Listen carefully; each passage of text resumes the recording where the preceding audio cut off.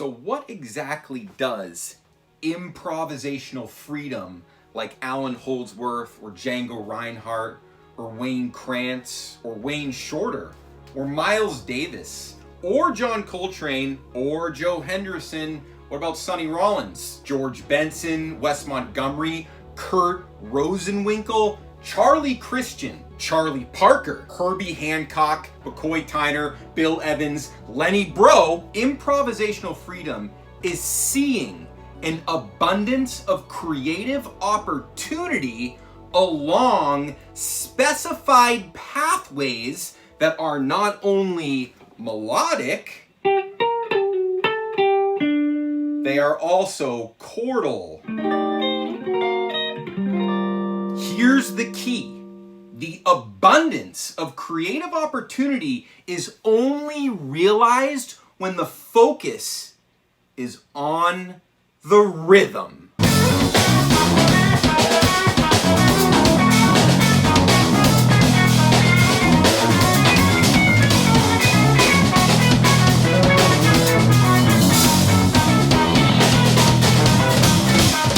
We're talking about the practice of developing rhythmic variations along specified pathways. This is what leads to improvisational freedom. The trick, of course, is to not seek the freedom, seek the restrictions, and the freedom is revealed to you. So what I'm going to do in this video is show you a simple process for generating a pathway that's both melodic and chordal along a simple chord progression, the good old 5-1.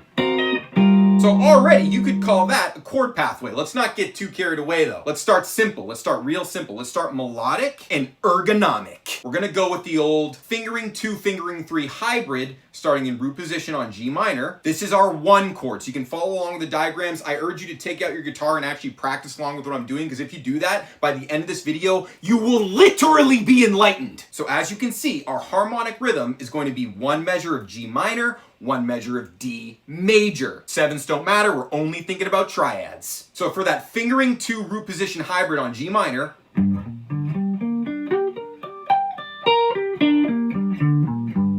that is a pathway. And what do I mean by hybrid fingering 2? You don't need to worry about that right now. Just do the diagram, right? You see the diagram right here. Just learn that pathway. The pathway is not the most important focus point here. It's going to be the rhythmic variations we apply to the pathway. So you already need to start to see that this 1 singular G minor is going to give us an abundance of musical vocabulary as long as we focus rhythmically on it. So right now, we're not focusing on any rhythmic variations. All I did was just play the pathway up and down. And of course, now that allows us to move over to the next chord in the progression, the D major. So right away, we're gonna see a classic combination where a root position 1 chord goes to a second inversion 5 chord, right? So root position 1, there's that second inversion 5 chord.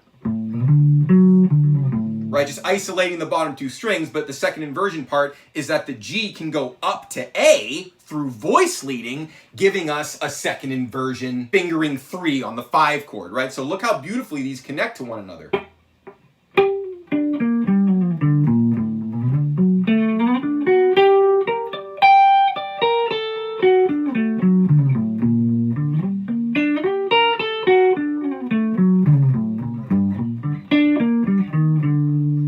Flat 9s yet. Only triads so far. So of course I knew ahead of time what that entire D major was, but normally in real life you'd have to practice it like this. Be like, okay, what's a second inversion D major fingering 3? And you would slowly go, it's this.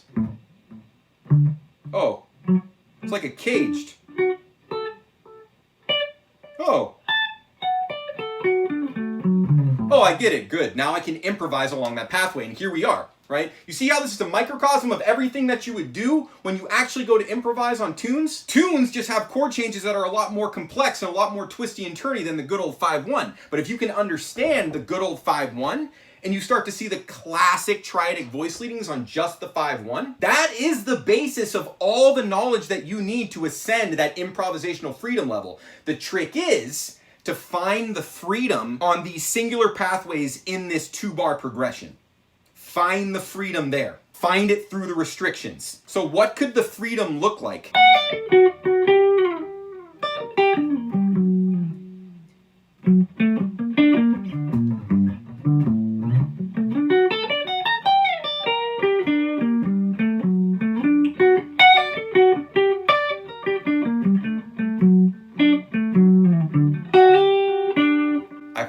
deviated from the pathway.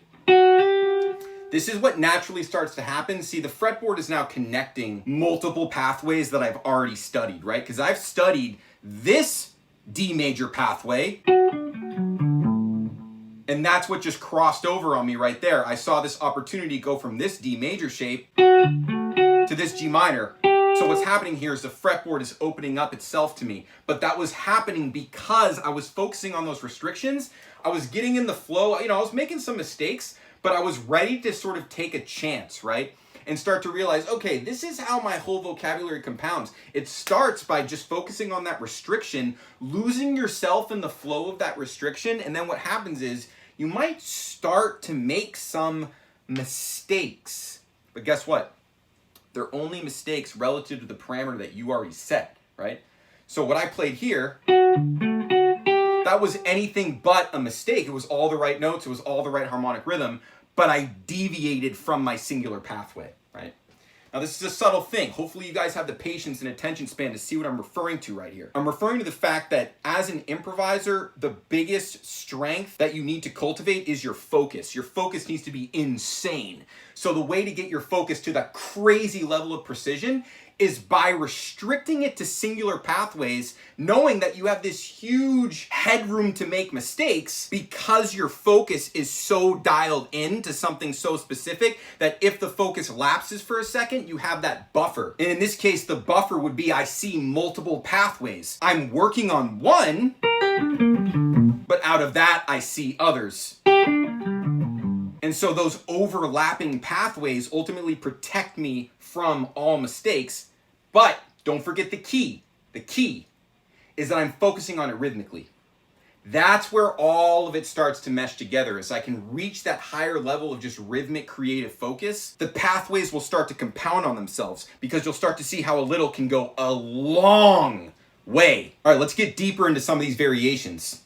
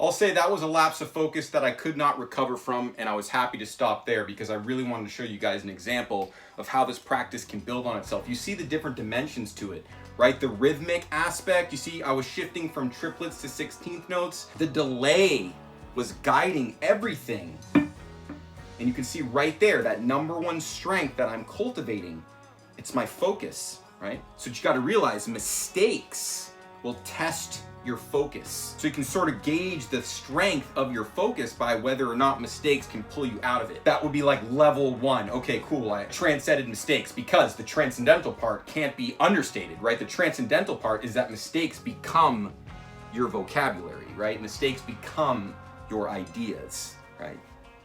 Right? That's really what happens, right? So, but how do you actually capture that? Whew! You gotta have the focus of a machine, right? You gotta be smarter than the AI, right? And you see, we all have the ability to be smarter than the AI, but the AI is definitely smarter than most people currently. But you guys watching this, me, you know, we're all definitely smarter than the AI at this point. But you see how sharp we gotta be. You see what kind of mental exercises we need to be doing. Like, improvisation is like the training. You know what I'm talking about, right? And that's what I serve. I'm Tank and you're Neo, right? That's what I do. This is what I teach, right? I teach you how to become the one, right? I teach you how to bend and break and transcend all rules. That's what Systems for Creation is all about. Now, I have a course that will teach you every single thing I just discussed in excruciating detail to a level that you would get at a master's degree if you went to a university. But it's compressed into 4 hours and 39 minutes of course material. It's the Ultimate Jazz Blues Mastery course. Now, the Ultimate Jazz Blues Mastery course is designed for guitarists who are specifically seeking improvisational freedom, because they see that as the foundation of all musicianship. If you can unlock improvisational freedom, well, then there's compositional freedom as well. You've essentially busted open the floodgates of your musically creative awareness by achieving improvisational freedom and understanding exactly what improvisational freedom is. So in this video, I obviously gave a pretty good explanation for what it is, but I have an entire course dedicated to understanding this with the parameter of the blues. What a lot of people refer to as the jazz blues or the complex blues. This course in improvisational freedom will show you improvisational freedom in the context of the blues. Basically everything I'm doing here, but compounded by all of the chord changes in this specific blues form, right? You can see, so we're hosting the course on WAP. You see, we also have that bonus material there. That's the Fretboard Mastery course. Also, you have the option to opt into the course community, which has the weekly support call, plus all these archived support calls, because we've already been doing this for like 16 weeks. But this is how we support you as you're working through the Ultimate Jazz Blues Mastery course and enlightening yourself as to exactly what improvisational freedom and ultimately musical fluency is all about. So all the information for that is going to be in that link in the description, mentalitymusic.com, Ultimate Jazz Blues Mastery. I built an entire page just to explain everything about the course, show you exactly everything you're getting. So if you're serious about achieving improvisational freedom and you want to be a part of a community of people who understand improvisational freedom and ultimately use the powers for composition and production, not just going to slay dragons at jam sessions, but engrave on the fibers of reality through composition and production and ultimately publishing. That's what Systems for Creation is all about. Unlocking improvisation is just the first step to ultimately achieving musical enlightenment. So anyway, check out that course and I'll see you on that weekly support call. Or if you'd like to join my Inner Circle program, that's going to be the second link in the description. So you want to learn about my Inner Circle, where you get one-on-one lessons with me, have access to my 3 live classes per week, in addition to the full course library, which obviously includes the Ultimate Jazz Blues Mastery course. All right, I think that covers it. GSM Mastermind, October 4th, Otisfield, Maine. I'll see you there.